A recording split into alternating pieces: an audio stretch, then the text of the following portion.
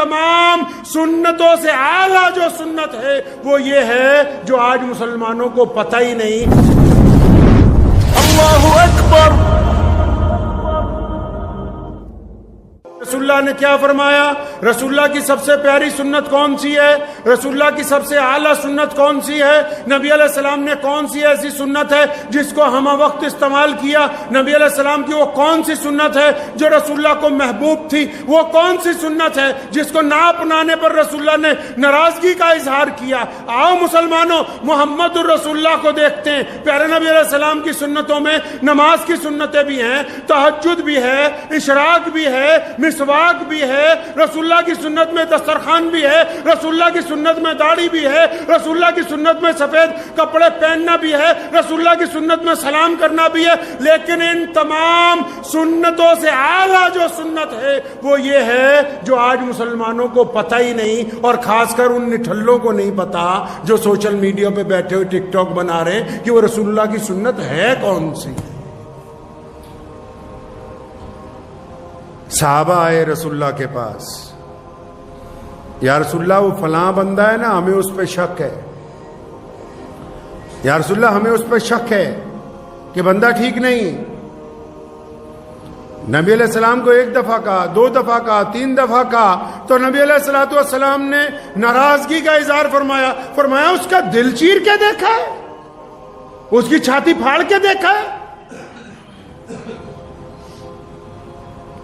حضرت انس رضی اللہ تعالیٰ عنہ فرماتے ہیں کہ جب میں نے کوشش کی نبی علیہ الصلوۃ والسلام کو نعوذ باللہ اس حد تک لانے کی کہ وہ کبھی مجھ سے ناراض ہوں اور میرے ایک آدھی چپت پڑ جائے، تو فرمایا ایک دن ناشتہ لینے مہمانوں کا بازار گیا تو میں بہت دیر ہو گئی، میں وہیں بیٹھا رہا قصدن کہ آج نہیں جاؤں گا، اور نبی علیہ الصلوۃ والسلام کو نعوذ باللہ ناراضگی ہوگی اور وہ میرے آکے ایک آدھی لگا دیں تاکہ انس کہے کہ 1,24,000 صحابہ میں صرف انس ایسے ہیں رضی اللہ تعالیٰ عنہ جنہوں نے مار کھائی ہے۔ فرمایا لیکن جب رسول اللہ بازار میں آئے اور مجھے دیکھا تو مجھے دیکھ کے بڑی تیزی سے میری طرف آئے، اور جب میں تیار ہو گیا نبی علیہ السلام نے پوری طاقت کے ساتھ مجھے اپنی چھاتی سے لگایا، میرے سر پہ ہاتھ پھیرا، کندھوں پہ ہاتھ پھیرا، آنکھوں میں آنسو ہیں۔ فرمایا انس میرے بیٹے میں تو سمجھا تجھے چوٹ تو نہیں لگ گئی کہیں، آئی نہیں بات سمجھ؟ رسول اللہ کی سنت ہے۔ حضرت انس فرماتے ہیں یہ کریم نبی ہے جو برائی میں سے اچھائی کو باہر نکال لیتے ہیں۔ رسول اللہ کی سنت ہے پازیٹیو سوچنا، رسول اللہ کی سنت ہے مثبت سوچنا، رسول اللہ کی سنت ہے اچھا سوچنا، رسول اللہ کی سنت ہے بدترین حالات میں اچھے خیالات رکھنا، رسول اللہ کی سنت ہے پریشانی میں اللہ کی مدد پر یقین رکھنا، رسول اللہ کی سنت ہے کہ دوسروں کو گرتے ہوئے کو اٹھا دینا، رسول اللہ کی سنت ہے برائی کی جگہ اچھائی بیان کرنا۔ تو یہ کون لوگ ہیں جو کہتے ہیں کہ تمہارے پاس نمازی نہیں رہے؟ کیا ان کو نظر نہیں آ رہا کہ یہ جو لاکھوں مسلمان سفر میں نکلے ہر جگہ کھڑے ہو کے اللہ اکبر کی صداؤں کے ساتھ نماز ادا کر رہے، یہ کون سے نمازی ہے جو تمہیں نظر نہیں آئے؟ کیونکہ ذہن میں نیگیٹیوٹی ہے، دین ابھی اندر نہیں نا اترا ہے، زبان پر ہی ہے، یہاں اوپر اندر نہیں اترا جن کے، تو وہ ایسی باتیں کرتے ہیں کہ دوسروں کی حوصلہ شکنی ہو جائے، اور اللہ نے جن کے دلوں میں اپنا کلام اتار دیا وہ بدترین حالات میں بھی ہمت کی، استقامت کی، حوصلہ افزائی کے لیے اللہ اور اس کے رسول صلی اللہ علیہ وسلم پر یقین کے ساتھ بات رکھتے ہیں، اپنی زندگی گزارتے ہیں، کیونکہ ان کو پتہ ہے کہ نفع اور نقصان کا مالک اللہ ہے۔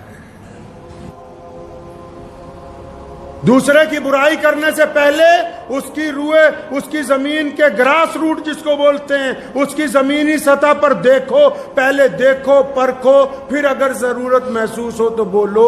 اپنی مرضی سے جو دل میں آیا اس کو اپنی زبان سے نہ نکالو۔ اگر آپ کی وجہ سے کسی کی ہمت ٹوٹے گی، کسی کی بے عزتی ہوگی، تو کل قیامت کے دن اللہ تبارک و تعالیٰ کے حضور جواب دینا ہوگا۔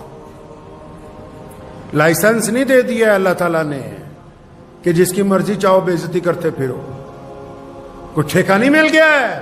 جو لوگ مسجدوں میں نماز پڑھتے ہیں ان کو بھی کہ جو آئے اس کی بے عزتی کر دو، کوئی اللہ تعالیٰ نے اتھارٹی نہیں دی ہے ان کو۔ مسجد میں ممبر بنایا، اس پہ ایک امام کی ذمہ داری لگائی تاکہ وہ جمعے کو بیٹھ کے ان سے بات کرے اللہ اور اس کے رسول کے حکم کے مطابق۔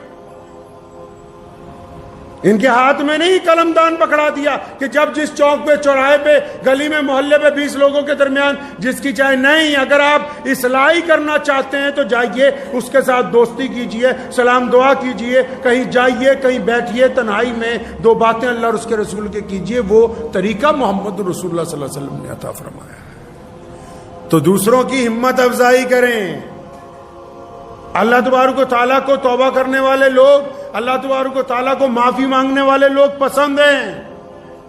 حدیث میں آتا ہے، نبی علیہ الصلوۃ والسلام نے فرمایا، حدیث میں مفہوم ہے حدیث کا میں آپ کو مختصر میں سمجھاتا ہوں کہ آپ صلی اللہ علیہ وسلم نے فرمایا کہ جیسے ایک مسافر صحرا میں چلا گیا، ریگستان میں، اب اس کے پاس ایک اونٹنی ہے، اس اونٹنی پر اس کا کھانا پینا ہے، سامان ہے، پانی ہے، سب کچھ ہے، لیکن راستے میں وہ رکتا ہے ایک درخت کے پاس اور آرام کرنے کے لیے لیٹتا ہے۔ اونٹنی کو جس ٹہنی سے باندھتا ہے وہ ٹوٹ جاتی ہے اور اونٹنی کہیں چلی جاتی ہے۔ جب اس کی آنکھ کھلتی ہے پریشان ہو جاتا ہے، کیوں؟ ریگستان میں کوئی سہارا نہیں ہے، کوئی سہارا نہیں، ادھر ادھر بھاگتا ہے، چیختا ہے، چلاتا ہے، کوئی مدد کے لیے نہیں آ سکتا۔